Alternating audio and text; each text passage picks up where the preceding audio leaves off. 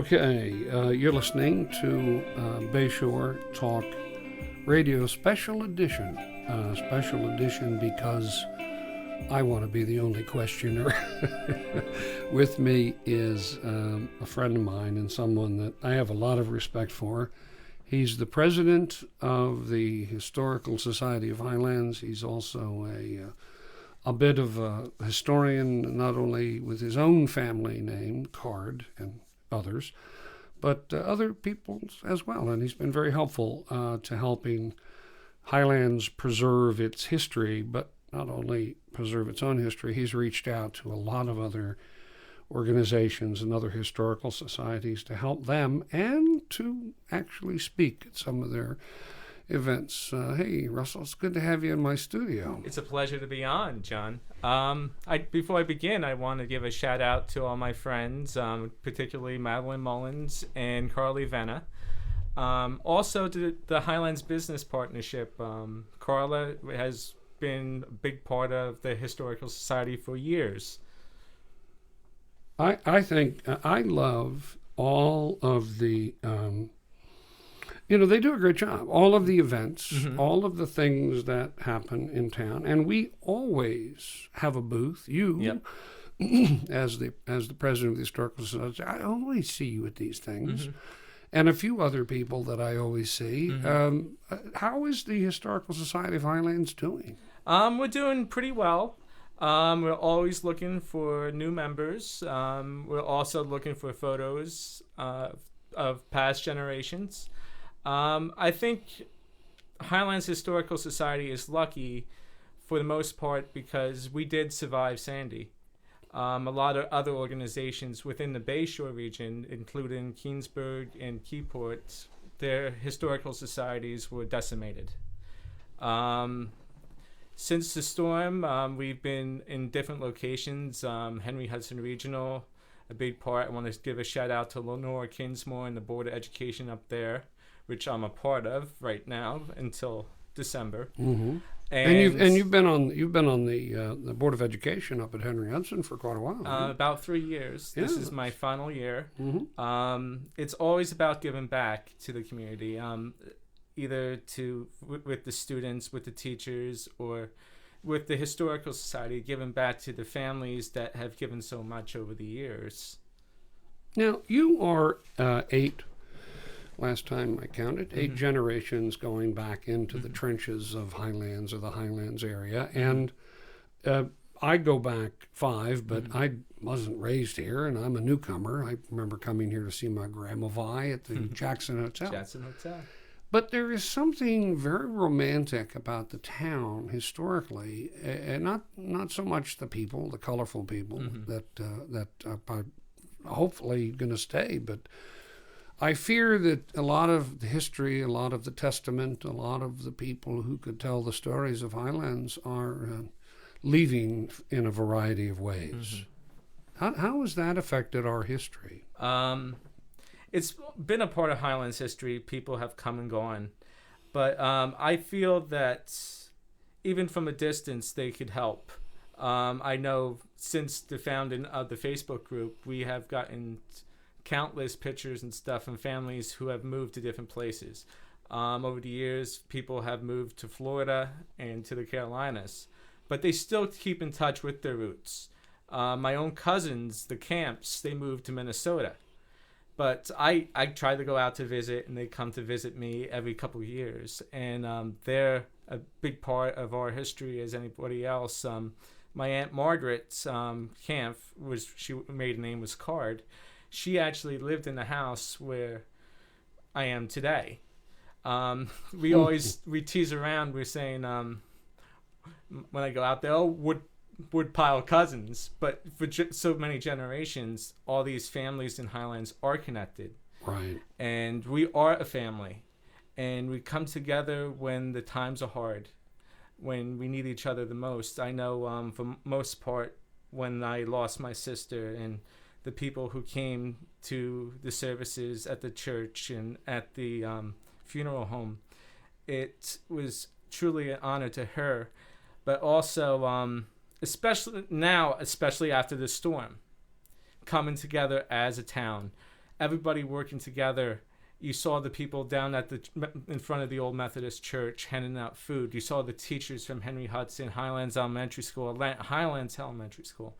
The key part of Highlands has always been working together during hard times. I'm sorry to interrupt, but just recently, a wonderful example of the civil servants coming to our rescue, and not only in Highlands, but in Middletown and Navesink and Leonardo as well, were the first aid squad for sure, a fire department, and the police. People get criticized all the time, but these people rarely do because they do a superb job. First aid squad has been around for how long? Like hundreds, isn't it? 150 years? Well, it started out at the old firehouse, and then eventually they got their own building on Valley Street where the old factory used to be. I know that a lot of the key members, like the Parkers, the Duncans, and many more, and especially the Katz family, were involved in that. All right, I know you want to hold this for your book, your first book that you'll be writing about Highlands, but I want to get at least a little bit of a scoop here. You've discovered a lot of interesting things about Highlands as you grow up and as your interests increased in the history, etc. What has surprised you recently the most, and then maybe overall the most, but just recently, what are some things that have sort of I didn't know that. As you were talking about the romantic part of Highlands, many people don't realize that a lot of actors and actresses lived in Highlands, up on the hill, up on Portland Road, the Webster Mackenzie families and stuff like that. It was a destination for people. It was a destination for the rich. With everybody who worked the water. And it was a tourist attraction. It's amazing to see the countless families and generations who have come here over the ages. It almost seems as though we're in some sort of Bermuda Triangle existence, We've got, on one side, you look at the ocean and Sandy Hook and New York and Raritan Bay and the fish and the swimming and the boating and all the old stuff and the houses. And I mean, it's very special. And, this is a radio program for all the Bayshore. And you and I happen to live here in Highlands, but the Bayshore is a wonderfully rich. Oh, yes. And we're coming up on 350 years celebrating the birth of our, I guess, civilization here in New Jersey as a state, right? I wouldn't say civilizations in most parts because there were still people here before the white man came over from Europe and stuff like that. Right. You have to remember for thousands and thousands of years, the Lenni Lenapes lived here and migrated to the water. Navesink is good fishing area. Oh, yes. It's good fishing area. So. There's been a lot of controversy on Navesink and the hills of Navesink and Navesink. I think everybody's right. I think there was something about. Some people say the sailors looked back and they could still see the Highlands, and they said, they'll never sink, because you keep seeing them as you go out to sea, and they never do sink. And then Philip Freneau, who wrote, which is, we only look at maybe the first or second stanza of that thing. Yeah. That's a long poem. Have you ever seen that thing? Yeah. What do you think is also a bit? Oh, I'll tell you what I think is a surprise. The other day, I discovered that there used to be, just like there are Nike missile sites, rocket-tipped Nike missiles over at across the way that were underground, and they come up and elevate and shoot off if they had to. But there was also the same exact but smaller installation of Nike missiles over in Leonardo. Did you know that? I knew that. Isn't there anything I can know that you don't know? In the 1960s, there was actually an accident which led to the closure of the base over in Leonardo. Right. So, and people lost their lives at it. What part of Highlands do you think that people are most interested in? I know everybody's interested in their own lives, but what do you think is sort of there's the golden time, which I would say when the steamboats were coming over, but nobody lived then. Is there a space of time in which some of us were still alive, that there's enough of us that we kind of share that time? Would it be the 40s or 50s? Maybe the 50s? Probably the 50s today. I know by doing research and other things about a time in Highlands history before Highlands was a town, when it was part of Highlands was known as Parkertown or Seaside of Middletown. And many of the families, if you look at the names of the censuses, are still here today. The Robertsons, the Parkers, the Cards, for the most part. I know my great Aunt Maggie Parker lived in that area, and you could even enter like an establishment that was here in the early 1900s, like the Andy Shore Bar, which was the Johnson's Hotel. Now, I need to put in the plug, because I know that there are, numerous websites that portray our history. One is highlandsnj.com, has a wonderful collection of photographs. And then we have another site called Historical Society of Highlands.org and .com, and that's got some interesting thing too. One of the things I like about that website, which we just started kind of getting to go, and then people just kind of forgot about it, was something we're calling a family tree. That if people want to donate some scanned photographs, or we can photograph them and give names, we'll post them and create a family tree of their family on our website. So if it was Schneider, like me, it might be the Historical Society of Highlands.org/Schneider family tree. But what advice would you give to people who want to explore their own history? There's a lot of people in this town who seem to be natural historians because they're all part of the same family. I mean, how can you get away from it? Everybody's related to everybody. You can't say anything because you might be insulting somebody's brother. It's true. They used to tell like the city people never to come down and to insult somebody at a bar, because if they're having a fight, they might be cousins duking it out. Right. And if you go do that, then you get beat down from both of them. Right. But what advice I would give is always contact the Historical Society. I'm always available. I'm actually working with one of my friends on her family tree right now.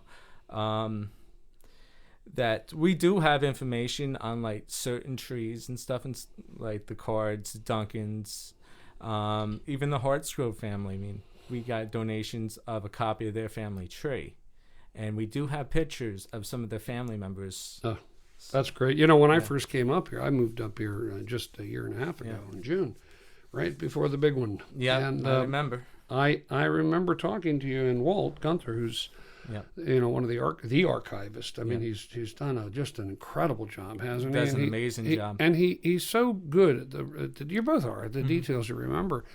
But I was digging and trying to find information on my great grandfather, and you guys pulled out a picture, a photograph, an ad showing the Bugelman's lunchroom. Bugelman's lunchroom or whatever it was, right on Bay Avenue. On the corner, and those two houses still exist today. And we were going to do a film on transitions, which I still think is a good idea. But there's so much history, and what's hard for me, I think, and others, is my dad. When I took my dad out on the water last summer to show him around for the first time, he hadn't been on the water in a long time. And it's funny how many people who live here in Highlands haven't been out on the water. If you ever want to go out on the water, buy me a new boat and I'll take you out every day. But my dad went out there and he says, the water line's so different. It used to be changed. It was clam shanties and people living in tents on the side. Even in the 40s, there were people in tents. Yeah. And I think that was Highlands has got to change, but it's in this awkward stage, and the hurricane just kind of made it kind of messy, and so now you've got a town with this rich history, and it's hard to look at, quite frankly. How do you do you had your own personal crisis? How do you deal with the personal crisis of losing so much history, and then also the way you feel about the town? I know when I came back after the storm, it was very traumatic to me. To go into your house where you had a lot of history with certain things that were given to you over the years.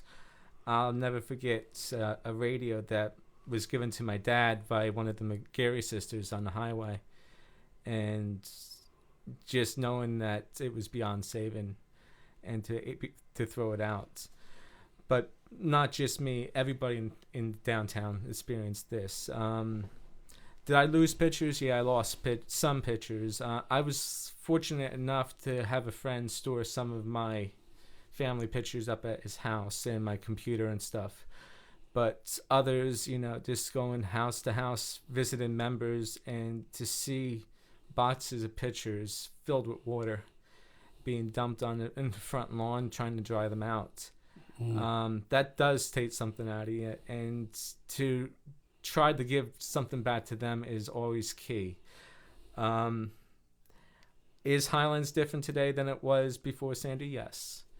Was it different before 1944, 1938? Yes. Was it different before 1823 when probably one of the biggest storms of that time hit the area? Yes. That the 1823 storm, I read from one of Leonard's recollections, saying it reached Cedar Street in Highlands. Wow. And it did about the same this time. So I think I'm very fortunate that my house is there. What I lost can be replaced. And I was lucky enough to have family and friends who were there for me. Many of them I owe my heart and soul. Particularly my friends Madeline Mullins, Carly Venna, the Elliots. If it wasn't for them, we'd be nowhere. It is amazing how close Highlanders are to begin with. But the storm seemed to make them all hulks, incredible hulks of compassion. Yeah. It's a nice town to live in. Yeah. And it's interesting that the towns here, up to Keyport, and mostly the towns that got mostly affected. I mean, there were some towns like Holmdel, not so much, although there certainly was a lot of wind damage. But Union Beach and Keansburg, and I taught school over Keansburg, and I could see the impact. The kids were literally displaced. They were coming back. I worked up in Keyport, and I was working at the high school at the time, and the kids would bring in, "Oh, you want to see a picture of my house?" And not thinking about it, say, "Yeah," and you would see nothing but ruins. Yeah. And how can you reply? I'm sorry you're going through this. It's very traumatic, especially for the younger generations today, what they experienced. You cannot take that away from them ever. That's something that's gonna be with them to the last breath. Well, it is an honor to be living here at the Jersey Shore. Our Jersey Bay Shore. I said. I always felt like our town was, as many people have said, undiscovered gem and all that kind of stuff. And I've said before how cute is maybe not. I don't mean that in a demeaning way, but it's very interesting. It's very heartwarming to see all the towns have such pride. Belford rocks. There's a group of folks. I met some guy in Belford the other day. He was fishing and I was beachcombing, and he was just some guy with a truck, and he was out there fishing, and I don't know what he was trying to get, but he was out, just having a good old time. And I walked up to him and said, "How you doing?" And he started talking about Belford. He's from Belford, and I talked about the Facebook, and he talked about Belford rocks. I said, "Oh, I'm a member of that." It's fun to be, whether it's Keansburg or the Warriors or the Union Beach. You be proud. Yeah. There's so many. Middletown. Middletown recently lost one of its historic houses. Have we ever contemplated, having is there a house that we could take over? I don't know. That could not only be our museum, but a house of note. We have in the past looked at a couple different scenarios. We looked at the Sandless House out on Sandy Hook, But the major thing about that now is it's in a flood zone. It's a houseboat. It's a house. Yeah. It's a houseboat. But, you know, Yeah. it was, when we were talking, we talked with the Park Service and stuff, but the expenses for it, and there was never any guarantees. Well, I'm thinking of something like Yeah. a house right up on Route 36, you know, like on the hillside, Yeah. or even the ones that are, you know, overlook. And there's some nice little Victorian. We had a awesome committee at the time. Kate Keebler was a part of it when Yeah. she was here, and Marianne Crane, another great worker for the Historical Society. She actually received the Golden Clam last year. Oh, right, Yeah. right. But there's many scenarios. We've talked in the past about a joint society thing, and it's still up in the air. We're still talking about different scenarios. It's always expenses, and how many people are going to be willing to work at the house. Right. Yeah, it's right. Is there anything? Is there any part of the history of Highlands that you find most fascinating? I mean, there was lots of different eras. There was the tourist era. There was the Prohibition era. I love Prohibition. You love Prohibition. I love Prohibition. Tell me why. Prohibition was an interesting time in Highlands history. A lot of people don't realize is that the New Jersey shut down the river to the Clammers, and a lot of the why? What was the rationale? Contamination is more or less the sampling of the water, and a lot of the families were forced to do things that they wouldn't generally do to make a living. For the most part, clamming was an industry where during Prohibition and stuff, you could trade for other food. But once they shut down the river, you had to do something else to make the money. And a lot of the families in Highlands, I know it's very controversial and you don't want to use names and stuff. You'd never find the Schneiders doing that. Yeah. Never. But a lot of people had to do it. You know, Yeah. it's a lot of the families. I know a lot of people went out from Miller Street Beach and stuff like that, out to the whiskey boats out off the coast and came back in. Wait a minute. What do you mean they came off? You mean they took boats out there? Yes. Oh, yeah, they didn't yeah, swim yeah, from Miller no, Beach. no. Okay. That would have been a long swim. It would have been a very long swim. Now, I have to give a shout out to Cory Newman. You know, Cory is a very interesting guy. Mm-hmm. He's a little bit of a know-it-all, and I know he's listening, but he just knows so many things. But you know, it also comes to mind that so do you, Mr. Card.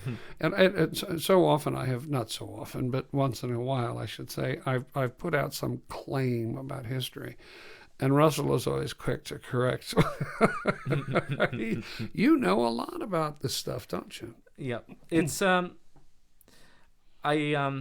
as a very young child, I used to go with my father different places, and especially when he would work cutting lawns and stuff. And I would actually sit down and listen to like some of the old timers talk about times gone by. I would listen to the McGarry sisters talk about my grandfather when he worked for Tunis Lane on Miller Street, and how he used to take the wagon with the supplies up to the house and stuff to their father, James McGarry. Highlands is a very special place to my heart, to my family, to many families in the area. Highlands is unique. Not only, I call it the gateway to history. Highlands is the gateway to history. Mm-hmm. And as a historian of Highlands, I see myself as the memory keeper of not only my family, but for future generations of people who come and go. Well, you know, it's interesting that we never marched into Atlantic Highlands and just took it. I mean, it would be nice, wouldn't it, to kind of have the whole point, you know, to have Mount Mitchell and have it swing all the way and have like a nice harbor over there, and we have a beautiful homes and stuff. And then we could, down here in the flood zone, we could plant wheat. or we could have a cranberry bog. Well, Atlantic Highlands has, as you know, has a unique history too.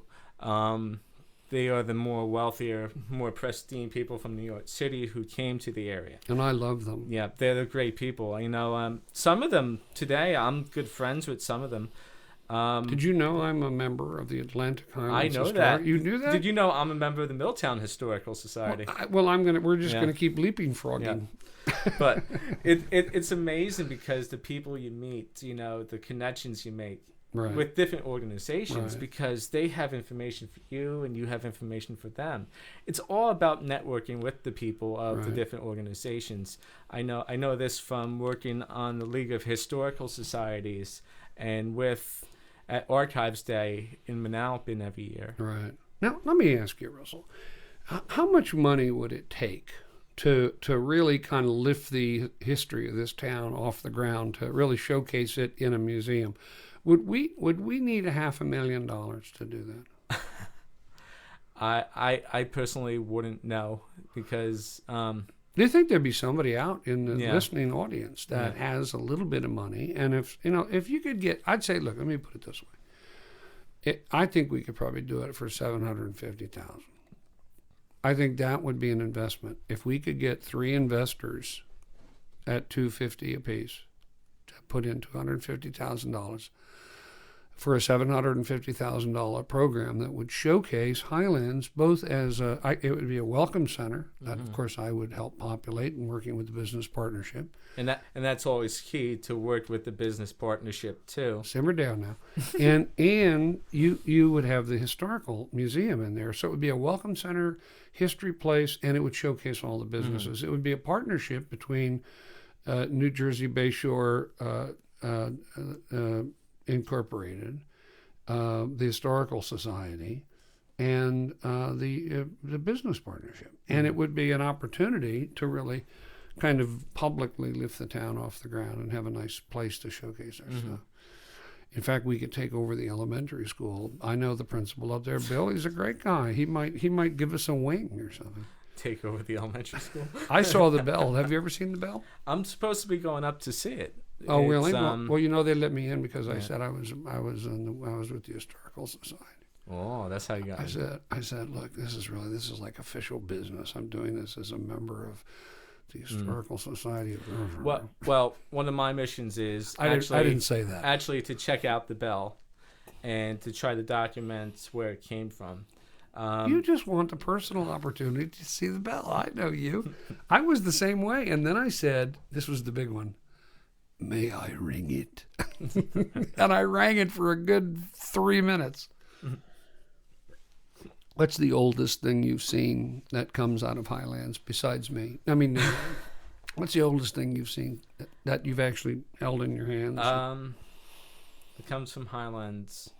I haven't held it, but I did see at an auction one time a copy of the Horshorn Bible. Really? Yeah. What did it go for? I forget what the last amount was, but I did. Did you bid on it? I did bid on it. How high'd you go? I only went $200 and some dollars. No. Yeah, it was this. Now, in retrospect, how much would you have gone?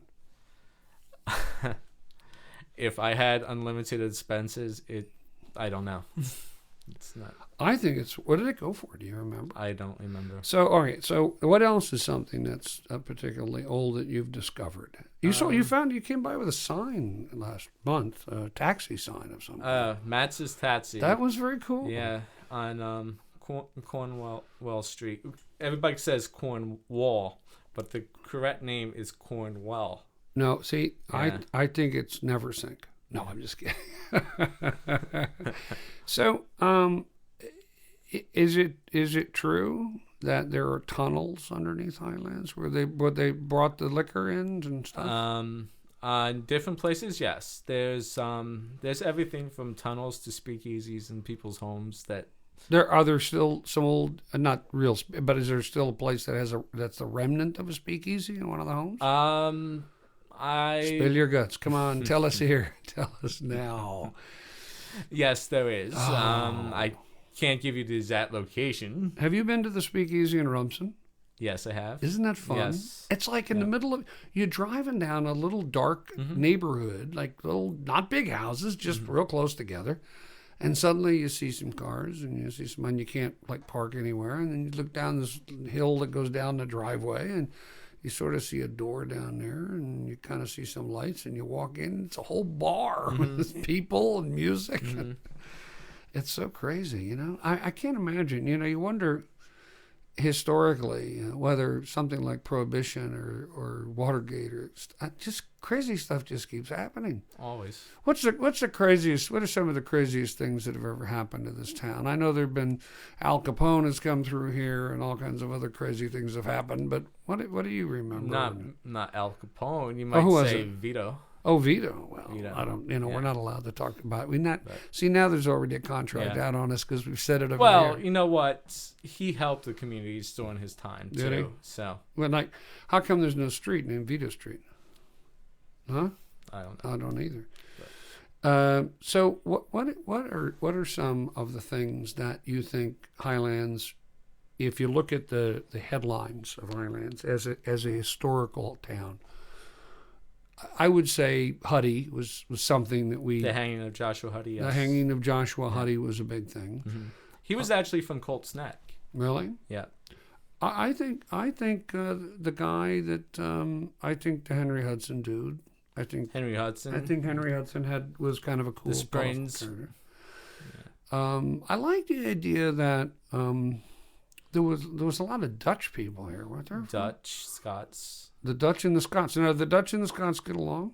Yeah. They did? Yeah. Was there any outsider that came at some point and everybody said, "Ooh, get out of here. We don't want you in here"?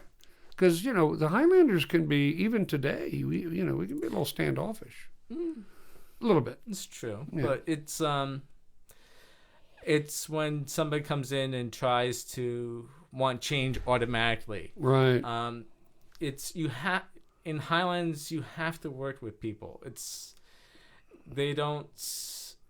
We don't take it like a grain of salt. We just like when somebody becomes too pushy, right? We push back. It's Highlands way. Well, you rake them just like the Clams. Well, you know, I have to say though that I think historically, I think we're sissies compared to the men and women of Keansburg. Those Keansburg characters are pretty tough. I wouldn't say early on, but at some point, I'm going to probably say the 40s, 50s, they got a little tough out there. 40s, 50s, 60s, they got kind of like they were almost like bikers, weren't they? Keansburg? Come on. You have friends in Keansburg? I do too. I like Keansburg. Keansburg has really suffered. It's a shame. They're still suffering. I know. Today. I've taught every grade that you can teach in Keansburg. I did my junior practicum in Keansburg. Is that right? Yeah, with I don't know if you know Jess Levine. I know the name. Yeah. Well, is there?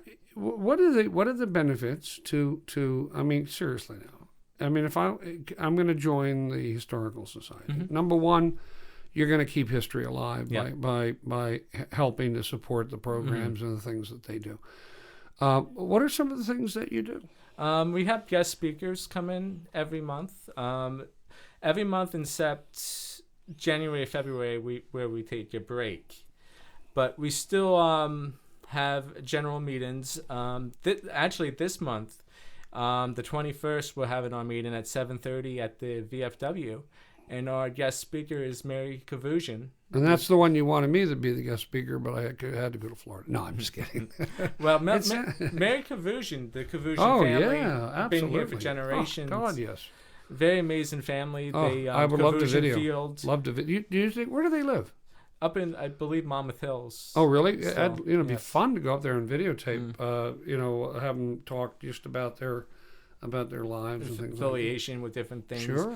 Getting the post office started, from having the property up by Henry Hudson. Sure. So. What has been the I think I know the answer. What has been the saddest part of Highlands history? The saddest part of Highlands history is probably the storms, because it does take something away, and each piece of history you lose, it's gone forever. It's funny, isn't it? We the people for centuries have known that nor'easters and storms and hurricanes and you know, what did we have? Surges. I don't know if they knew they were surges back then, but you know, it's taken it, and it was kind of swampy down here too. Was it really the clams that attracted that people needed to stay so low to the water? I mean, or were they couldn't find any better property? I mean, I would like a waterfront home, but not an underwaterfront home. Yeah. And why didn't people? I mean, there's still some land around Middletown. It's a very beautiful country. Did that many people want to pay the high price just to be near water? Well, especially if you want to look about Highlands when it was part of Middletown, is that the people who lived in Highlands wanted to be away from Middletown because of their strict rules and stuff. Especially in 1900 when Highlands became Highlands and got away from, the people loved being on the waterfront, and it was their livelihood. You had to do what you had to do. You went out, clammed. You didn't care if it was winter, spring, summer, or fall. You went out and did it. Very hardworking people. Many of the families, Cottrells, the Hartsgroves, who tended the waterfront, and Johnsons, who used to seed the bay for the clams, are still around today. It's a determination of the families who lived here for generations to come back. And sadly, we do see some leaving. I don't know if it's because it's just too much on them. And I feel very deeply for them, what they lost. Russell, let me ask you. I know, but let me ask you about the very, very beginnings of what you think you understand about early times, and I know you are comfortable going back to a certain period, and maybe not so comfortable going too far back after that.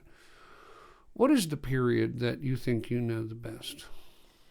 I have done a lot of research on prior to Highlands establishments and the seaside part of Highlands, the Parkertown part of Highlands. But I would say from talking to family members and stuff, the 40s, 50s. Mm-hmm. What was it like in let's say the 40s? Because the 50s, I remember the mid to late 50s, because that's really the prime time for me when I was coming up to see my grandma by, because I was 2 years old at 50. Highlands was the place to be. You had the trains coming in, you had boats coming in, you had everything was here. The businesses were here.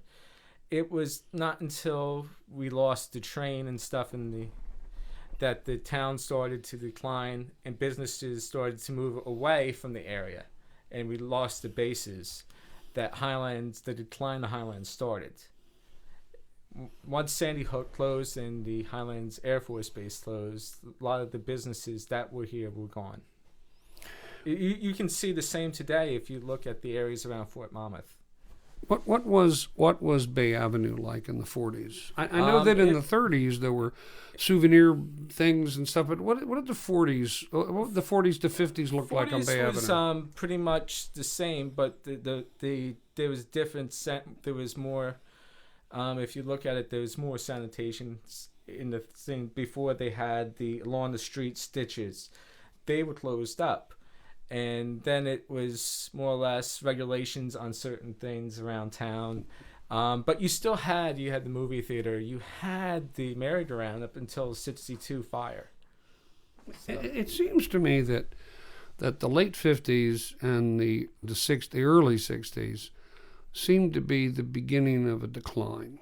And I don't know, was it drug-related? Is it that simple? Or was it also a combination of bases closing or what in the 60s? Early. I would say bases closing, and I think there was integration of new people into town, and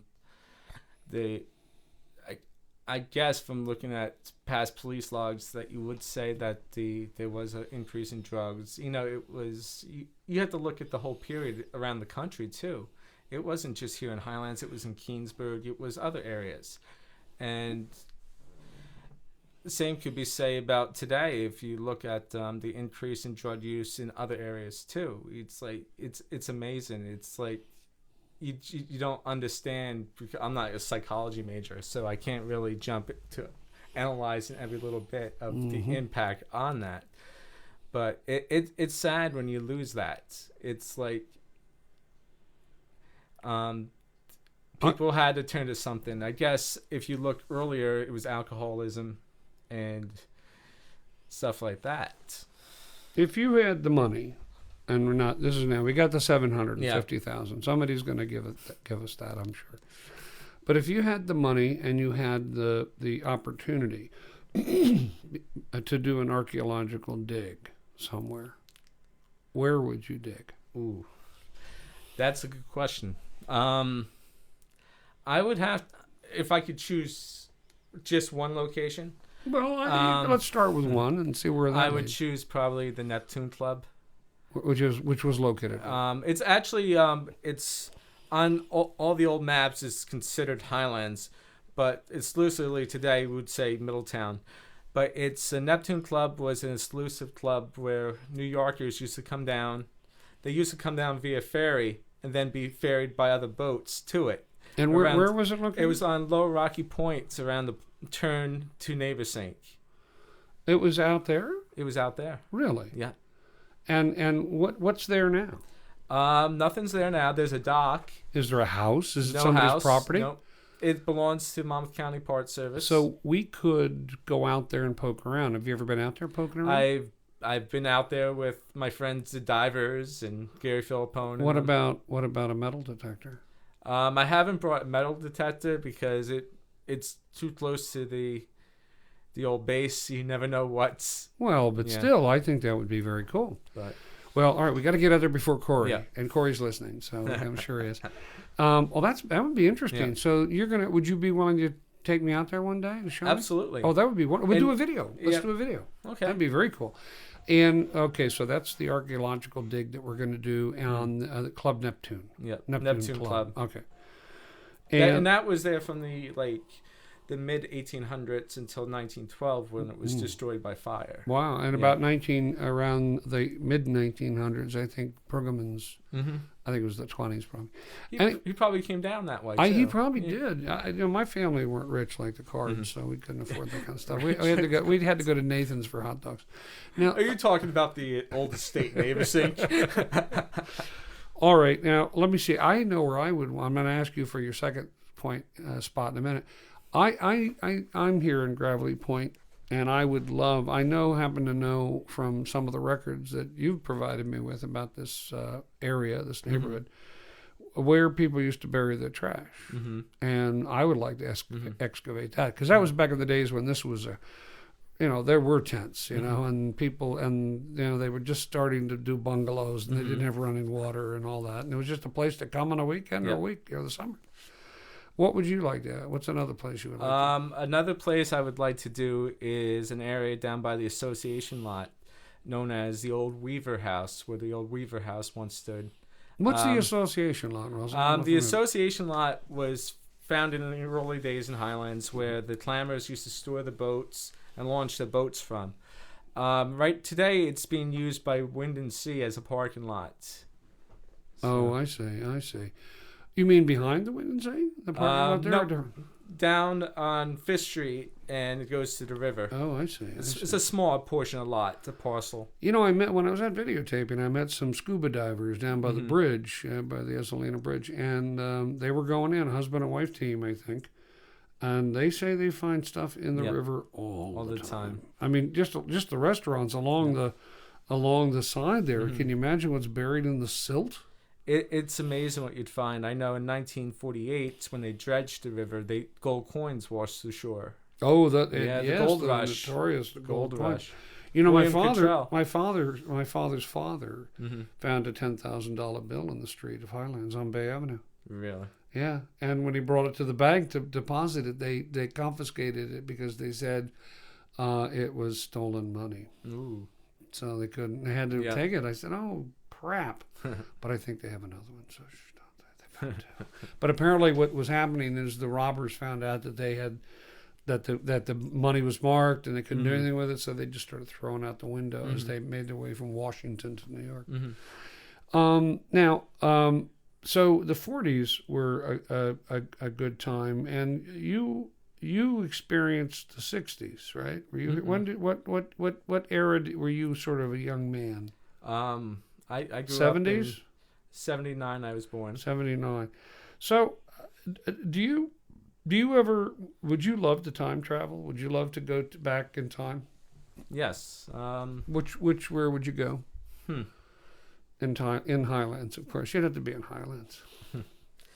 Probably about the 1850s and stuff to just come down to see. Oh, what, would you be a musketeer? Would you be a rifleman? What do they call them? A patriot? A buccaneer? What are they? 1850s? I don't know. What were they? Civil War stuff? Oh, that was just before the Civil War. Just before the Civil War. And what would you be doing? What would you be doing? I don't know. I would come visit Parkertown. Parkertown, yeah. Yeah. So would you be a big wheel back then? If you said I'm a card, would they go, oh, a card? Oh my goodness. Or would they say, wait, wasn't your old man like the manager at that hotel or something? Or The old Tavern. Or what was it? Yeah. What did he do? All right. My great grandfather, Yes. Thomas Decard, was Yeah. proprietor of a tavern. The White House. The White House Tavern. The White House Tavern, But yes, it was it's famous. Built. It was built by Nimrod Woodward. Yes, I know. Yep. And he knew Nimrod, right? Yeah, he knew Nimrod. Did he really? Yep. So you can. Well, his son was married to Maria. And what was his name? His son? No, the guy that knew Nimrod. Thomas. Thomas? Yeah. Thomas and Nimrod. It sounds like The Hobbit. It's the tale of The Hobbit. You know, the Hobbit movie could have been shot right here. Mm. I would love to do a movie about Highlands. What do you think would be a good historical drama? I mean, certainly Huddy is kind of interesting. Prohibition. Prohibition? Yeah. Well, they got Atlantic City Atlantic now City thing. on HBO. Yeah. But is there something we could do like the sinister clam? It crawls to land at night and snaps you. I don't know. The sinister clam. Happy clam. Happy clam. That would be, if I were a clammer, I'd insist that people call me Happy. Hey, here comes Happy. And that my last name just happened to be Clam. CLAMM. Happy Clam. And I just decided that I was going to go into the furniture reupholstery business here in Highlands. Where would be a good place for me to be back in the 40s? Where was the real action in Highlands? I would say the merry-go-rounds. That was Really? Yeah. So were there food places There's around? food vendors and stuff around it. Yes. Really? Yeah. You know, my brother and I rode on that merry-go-round. Did you? Yes, we did. We actually rode on the merry-go-round.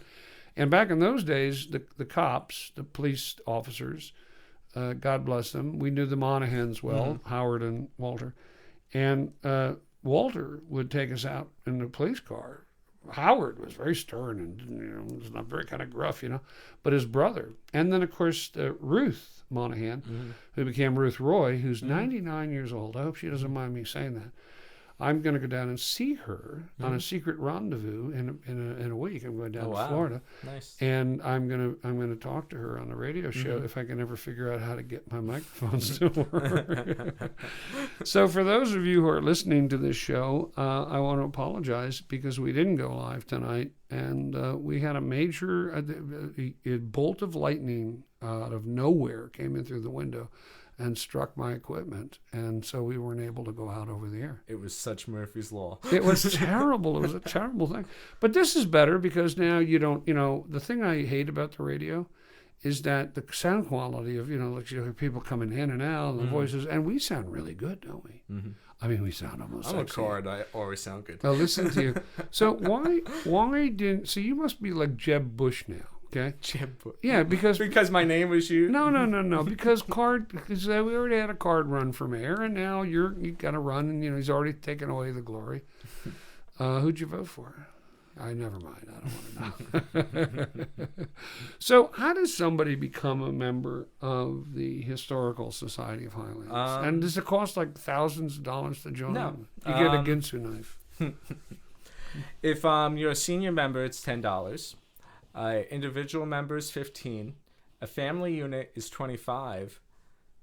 That seems very cheap. Very cheap. If we're going to build a museum at $750,000, we're going to have to up those. I think we're going to have to up those dues. No, you know what it is. A lot of people right now, they can't afford anymore. Right, And I right. understand that Oh, yeah. personally.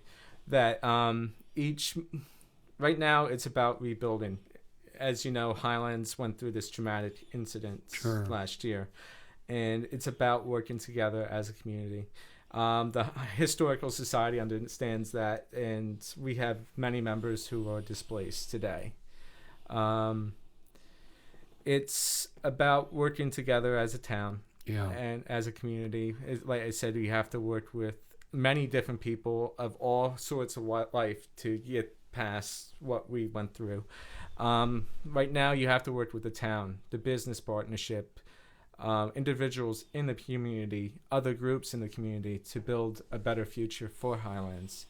I know a lot of organizations, they're still having a rough time, and it's about lending a hand, to see where they need help. I always say the greatest things in Highlands is the people and the goodness of the people in Highlands. And when will you be officially announcing your candidacy? John, it's not in the cards right now. Oh my God! I tell you, but if I was to run, you've been Schneidered. but if I was to run, Yes. it would not be right now. Okay. It would be. Well, down there's the no road. election anyway. Yes. Right now. We actually had a winner. Yes. Yes. I Congratulations. I can't recall Mr. who Nolan. it is. Oh, it was Mr. Mr. Nolan. Mr. I, Nolan. you know what? It's important that we, even the candidates were together. I know it was a rough race for all the candidates this year. People ask questions. It's tough times, and it's better to work together as a community right now. Well, who do you think was, of all the mayors that we've had that are now deceased, who do you think was the most interesting mayor?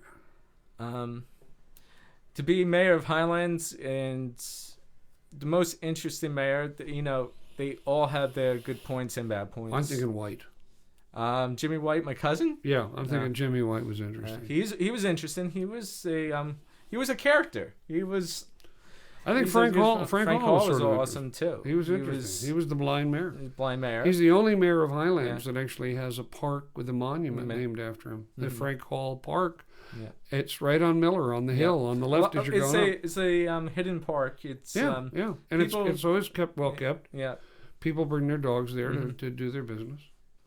And Frank would have loved it, I'm sure. Mm. Do you know Frank had an insurance office right next to Chilongo's? Chilongo's, Yeah. Johnny Newton's. And everybody doesn't believe this, and I know you're going to disagree too, but that was an A&P. Long ago. Long ago. Yeah. My dad is in his 80s. When my dad was young, before he went off to war, he worked at the A&P, and he lived at 85 Seadrift Avenue. There was actually a number of different AMPs in Highlands. One on Miller too, right? Also, Miller, Yeah. and before that, there was actually one across from it. Right. And they would close down for the certain seasons. They would close down and then reopen up. So, it was interesting that when my dad came up here last summer, I made arrangements with the people that lived on Seadrift Avenue, where he grew up as a child, for my dad to come and visit the house. Mm-hmm. And his dad, Mm-hmm. my father's dad, died in that house in the front, and he showed me where and all that. But he was really close to his grandmother, Annie and Pappy. Pappy sold fish. He was Brueggemann, Pappy Brueggemann. And Annie was they were like the farmer with the pitchfork, They were that kind of couple, very stoic, and they were so cute. And my father loved his grandma. And as we sat in the kitchen, my dad started crying. I said, "What's the matter, Dad?" He says, "I'm remembering how Annie used to stare out of this window, the kitchen window, and look across the street where Chilongo's is, because that block was always empty, always." Mm-hmm. And he started to cry. And it's funny because I found some old movies of her coming out the side door and kind of looking, and she loved him. She was very cute. Who in your family do you I know your dad for sure, but as you go way back, who do you sort of think was, either identify with or you have some crazy connection to? Ooh, that's a hard one because each and every member of my family is unique in their own way, and I have a connection with each and every one of them. But I never knew my grandfather. He died in about 1960, so I talked to other family members about him and stuff. I talked to my older relatives, Bobby Duncan. He's an amazing guy. He's getting up in age now too. But he gave me pictures of my great-grandfather, which I never knew he had. And it just added my interest in my own family history. I knew my family was old in the area, but never knew how far back they went. There are many people, it's like each person you meet through either historical society or just talking to other family members, it's amazing how much people know and just about your own family. It's like an honor. It's like to learn about your own family from people who knew them. I mean, I talked to Lois Cohen, and my grandfather worked at the store up with Jakey Cohen, and it's just the stuff she said about him. It makes me proud that he was my grandfather. Well, that's very cool. I remember when I first moved up here, I was looking for some traction, looking for some connection, because I didn't grow up here. But I felt connected to the here because I came up and saw my grandma, and it was so, it felt so good for people to go, yeah, I remember the Jackson, or yeah, I remember Vi. She was always smiling. She was always like, history, family history is so precious, and I know that you lost a lot of stuff in the storm. What were you able to save that is meaningful to you? I was fortunate that I did store some stuff out of harm's reach. Some of the things I cherish is like the pictures and stuff that were given to me by Bob Duncan of my grandfather, and of the picture of my great-grandmother who died in 1911 on Miller Street. They were put up in safekeeping during the storm. But I did have a small photograph of her that did get hit by the water, but I was able to dry it out. But you have been through a lot, and I appreciate the fact that you have shared so much about a history of Highlands. Is there anything that we didn't? Is there another part of history that intrigues you? Something maybe a lot of people don't realize is I love military history, and I have a bond with that because my dad was a member of the Army. My great uncle was a member of the first punitive expedition into Mexico to capture Pancho Villa. Oh, wow. So it's interesting, the different things you learn in history. History has always been close to the heart. I majored in history at Monmouth University. Oh, so very cool. Well, I'm glad you joined us. We're gonna sign out for the night. We've had a good hour with Russell Card, who is the president of the Historical Society of Highlands, and it was nice having you on the show. Oh, I appreciate it. It was fun. Next week, we don't know what we're doing. We're going to keep doing this, whether we go out live or we record it and send it out later. But we're glad that you're listening, and glad that you're supporting us and trying to get the word out about all the cool stuff that's going on in Sandy Hook, Highlands, Atlantic Highlands, Belford, Navesink, Port Monmouth, Union Beach, Keansburg, now North Middletown, River Plaza, Locust Point, Matawan, Aberdeen, Keyport, Hazlitt, Homedale. What have I missed? Doing pretty good. It's a great place Leonardville. to live. Leonardville. And occasionally I do have an allegiance to Red Bank. I teach over at the Red Bank High School in Little Silver. So nice. And I love the Bon Jovi restaurant. Dorothy is such a sweet woman. And I played over there, I guess, a couple weeks ago. It's a nice place. If you haven't gone to the Soul Kitchen in Red Bank, you ought to do yourself a favor, because you're doing it for a good cause. And it's pay what you can afford. So people who really need to eat, get over there. And it's you ever been over there to the Soul Kitchen? It's nice. Oh, it's food is like gourmet. So now we're gonna take the last few minutes and we're gonna go around. I'm gonna tell you some of the events that are happening here in the Jersey Bayshore. And I'll talk to you next week. Thanks, everybody. Bye-bye. Bye. Okay, let's take a little break and talk about some of the events that are occurring here in the Jersey Bayshore in the course of the next month or so. We'll start with Highlands. Highlands has some great stuff going on. The Wind and Sea Restaurant is offering residents from Highlands, Atlantic Highlands, and Seabright an opportunity to come and have a Thanksgiving dinner cooked right there in the restaurant. They're inviting anybody from those towns that are in need of a meal, who are probably still displaced from homes, and they're going to join forces with the food pantry at Our Lady Perpetual Help Church, which is in Highlands, to make this meal a very special opportunity. They're going to be serving from 3 o'clock to 6 o'clock on Thanksgiving, no reservations needed. And if you want to give donations in the form of desserts, they'll be accepted before 6 o'clock on Thanksgiving evening. And the Wind and Sea Restaurant is at 56 Shrewsbury Avenue in Highlands. Also in Highlands, the Holiday Lights ceremony and festivities is December 18th. That's being planned by the Highlands Business Partnership. And the annual holiday party of the the Historical Society of Highlands is going to be held at Bar's Restaurant on December 12th. And you can go to their website, which is historicalsocietyofhighlands.org, and learn about the holiday party to be held on December 12th. In Keyport, you ought to check out the Keyport Historical Society Facebook page. They're having a candlelight house tour, and they're trying to sell tickets. So information is also on their Facebook page and their website, and that's KeyportHistoricalSociety.com.